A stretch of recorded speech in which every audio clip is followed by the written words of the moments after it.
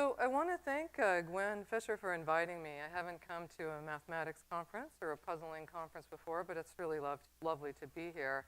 I was really touched by Doris's talk about Marjorie Rice because I think that natural solves can be really important. And by natural solving, I mean actually being able to solve with your brain, your hands, and the tools that are available to you. So there are many of us out there in the world doing that. And I myself also have no formal training in these areas, but through the actual manipulation of our materials, which, like Gwen and a few of the other people here, are glass beads and thread, we've been able to make some really fantastic shapes and I think actually contribute to some of the understanding. So one of the neat things about our projects is that we're global and completely open source. We welcome all contributions, and we have hundreds of thousands of people all over the world beading with us. And one of the reasons for that is that we, again, open source. We give away all of our information for free. So that leads to a lot of participation, as you might imagine. We've made many, many things, and they take a long time to do. You're talking about iterations that are not developed through computational origami or, predictive geometry. We're trying to actually see with our hands and our materials what fits. And this can be very important because, as Eric and his co-authors know, sometimes you can do things with your hands you can't do with math. And so that's actually an important concept. We have a website, contemporarygeometricbeadwork.com, and many things, including a pattern. If you'd like to make a kaleidocycle in beads, this is one of the neat things that Doris did with Wallace Walker. I believe she did a book back in the 70s called Kaleidocycles based on Escher's work. Very beautiful. So we decided to interpret those forms in beads. The thing about these cycles and these machines is that they opened up a whole new, really consuming and almost disturbing world for us when we realized how many linkages and how many cycling machines were out there for us to explore.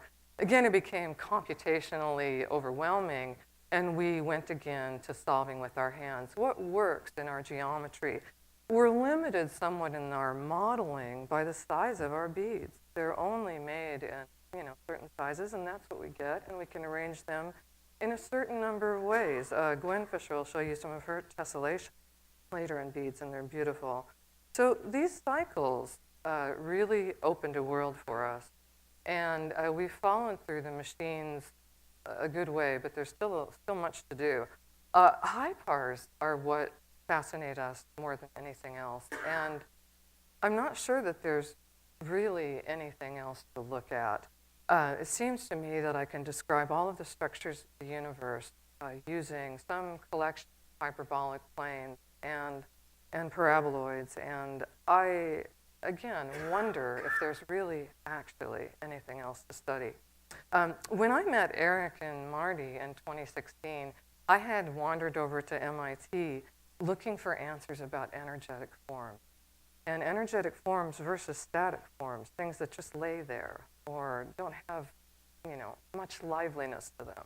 So imagine my surprise when Marty opened the door of his office and I saw that the entire room was stuffed with hypers and hyperbolic paraboloids of all kinds. I really had found a community there in that. And one of the things that I'd like to do is, could you turn on the overhead for me, please? I can't actually see the screens. Here we go. So can you all see this? This is a cycling machine, and it's just made of triangles. And it's interesting because it can compress, it can enlarge, and it can make lots of different forms. And if you started counting faces on a form like this, you're going to get far beyond the geometry because of all of the ways they connect. This is another cycling form, and this is a traditional kaleidocycle. And this describes energetic forms. If you look at this orientation, this way to turn, and then you look at this way to turn, you'll see that these faces are going to present very different representations of the design. And you can really actually do energetic piling with this method, because if you imagine the red bit all connected in the center to be hot energy connection, you can see that by simply arranging your tiling, you can either make this connection or interrupt it. So these things are interesting. We have also made machines that go a bit beyond the traditional triangle-based cycles, which you might think this was a kaleidocycle made of triangles.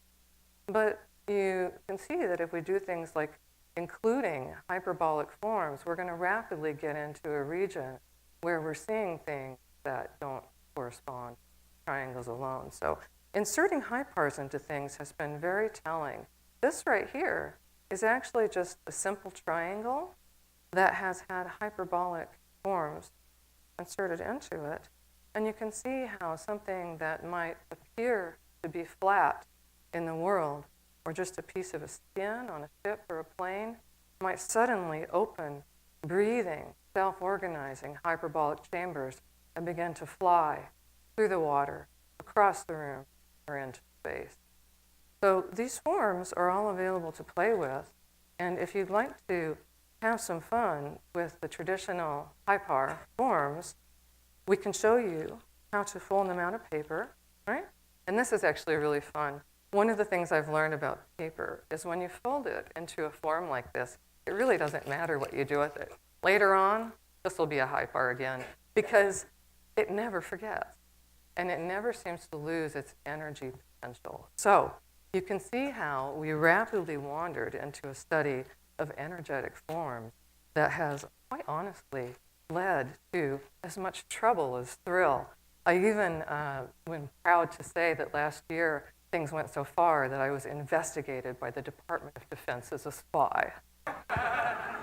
Simply because of the triangles we were making and the sheer energy of the morphing surfaces. So come find me. I have a table in the exhibitors area. I'm around. I've got lots of these forms, and I would love to show them to you and share them with you. And again, thank you for the invitation. It's lovely to be here.